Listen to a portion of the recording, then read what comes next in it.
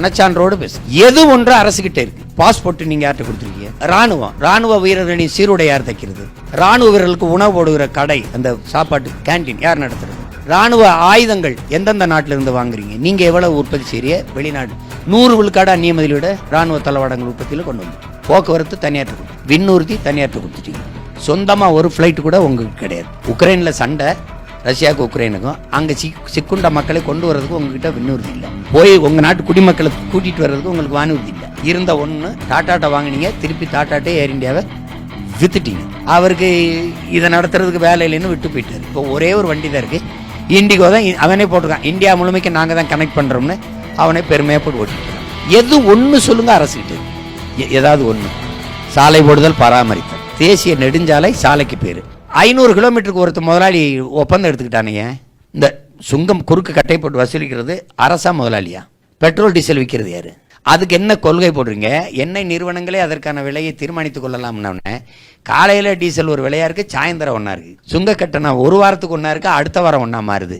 ஏன்னா முதலாளிகள் எந்த முதலீடையும் லாப தேவைக்கு தான் செய்வானே ஒழிய மக்கள் சேவைக்கு செய்ய மாட்டான். நிச்சயமா நீங்க சொல்றது ஏற்றுக்கொள்ளக்கூடிய ஒரு விஷயமா தான் இருக்கு. ஆனா நம்ம இந்த வளர்ச்சி எல்லாம் காணலன்னா இன்னும் திரும்ப அதே வார்த்தையை சொல்ல. தனி ஒரு முதலாளியின் வளர்ச்சியை, தேசத்தின் வளர்ச்சி, ஒட்டுமொத்த நாட்டின் வளர்ச்சின்னு கட்டமைக்காதீங்க. நீங்க நல்லா கவனிச்சுக்கிறீங்க.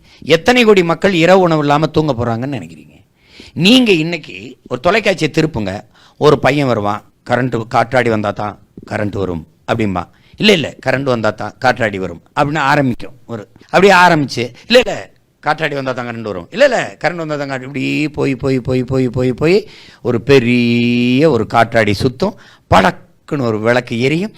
அப்படி நாங்கள் இது மின்சாரத்தை உற்பத்தி செய்வது மட்டுமல்ல, மக்களையும் அதில் இணைத்துக் கொள்கிறோம், அதானி அப்படின்னு வருது. ஏன்னா எல்லாமே ஒரு நாட்டில் மிக அத்தியாவசியமானது மின் உற்பத்தி.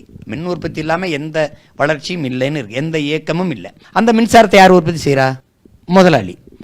எல்லாமே நீங்க முதலாளிகிட்ட கொடுத்துறீங்க. மின் உற்பத்தி அவர் தான் செய்வார், கல்வியை அவர் தான் கொடுப்பார். அப்ப இங்க பிரச்சனை இன்ஃப்ராஸ்ட்ரக்சர் டெவலப்மெண்ட் கிடையாது, இது முதலாளிகள் கையில இருக்கிறதுங்க தான் பிரச்சனை. உங்களுக்கு முதலாளிக்காக தான் இது கட்டமைப்பே பண்ணப்படுது. இப்ப நீங்க இப்படி ஒண்ணு கேட்போம், ஏர்போர்ட், மீனம்பாக்கம் ஏர்போர்ட் இருக்குல்ல, யாராவது ஒரு பயணி எனக்கு இந்த மின்னுறுதி நிலையத்தில் வசதி பத்தலை, இதை விட பெருசா வேணும்னு யாராவது ஒருத்தர் அந்த மின்னுறுதி நிலையத்துக்கு முன்னாடி நின்று ஏதாவது ஒரு போராட்டம் பண்ணி நீங்க பார்த்தீங்களா? ஏற்கனவே திருச்சியில் இருந்த விமான நிலையம் பத்தலை, பெருசாக வேணும்னு யாராவது கேட்டாங்களா? அப்போ எதுக்கு 1000 ஏக்கரில் அந்த ஏரியை தூத்து விட்டுட்டு அந்த போய் இத்தனை 1000 கோடியை செலவழிச்சு இங்கே கட்டினீங்க? உங்களை யார் கேட்டது? நாங்கள் கேட்ட எதையாவது செஞ்சிருக்கீங்களா? நீங்கள் கேட்காதே செய்றீங்க. இந்த விண்ணூர்தி நிலையத்திலே பறக்க வண்டி இல்லாத போது எதுக்கு பரந்தூர்ல 5000 ஏக்கர்ல ஏர்போர்ட்? அப்ப நீங்க என்ன நினைக்கிறீங்க? இந்த பசியோடு இருக்கிற மக்களை பத்தி கவலைப்படுறது இல்ல, பறக்கிற மக்களை பத்தியே கவலைப்படுறீங்க. நீங்க ஒண்ணுதான் நீங்க சிந்திக்கணும். நீங்க விண்வெளியில ராக்கெட் ஏவுறீங்க, அந்த விஞ்ஞானிக்கு சாப்பாடு விவசாயி தான் கொடுக்கணும். சந்திர மண்டலத்துக்கு சந்திராயன் போறது, சயின்டிஸ்டுக்கு சாப்பாடு சம்சாரி தான் அனுப்பணும். இதை நீங்க கவனத்துல வச்சுக்கணும். நீங்க வளர்ச்சி வளர்ச்சி வளர்ச்சிங்கிறீங்க, எது வளர்ச்சின்னு கேட்டா சொல்ல மாட்டீங்க. ஒரு பிச்சைக்காரன் சுவிப்பு மிஷின் வச்சு பிச்சை எடுக்கிறதல்ல வளர்ச்சி, பிச்சைக்காரனே இல்லாத நாட்டை உருவாக்குறதுதான் வளர்ச்சி. நீங்க அதை நோக்கி நகருங்க. நீங்க அதை நோக்கி நகர மாட்டேங்கிறீங்க. நீங்க நகர்ப்புற வளர்ச்சியவே சிந்திக்கிறீங்க. ஸ்மார்ட் சிட்டி எங்க, ஸ்மார்ட் வில்லேஜ் இருக்கு? உங்களுக்கு வளர்ச்சிங்கிறதே நகர்ப்புற வளர்ச்சி தான். அதை நோக்கி தான் உங்க கட்டமைப்பு இருக்குது. சிற்றூர்களின் பொருளாதாரத்தை பற்றி, வளர்ச்சியை பற்றி நீங்க கவலைப்படல.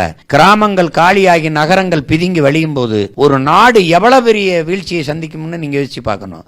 நகரங்கள் இருக்கிற மக்களுக்கு அத்தியாவசிய உணவுப் பொருள் எங்கிருந்து வரணும்? கிராமங்கள் காலி ஆயிடுச்சுன்னா எங்க இருந்து வரும்? எவ்வளவு பெரிய நெருக்கடி? ஏன் அதை பத்தி இந்த தலைமைகள் சிந்திக்க மாட்டுது?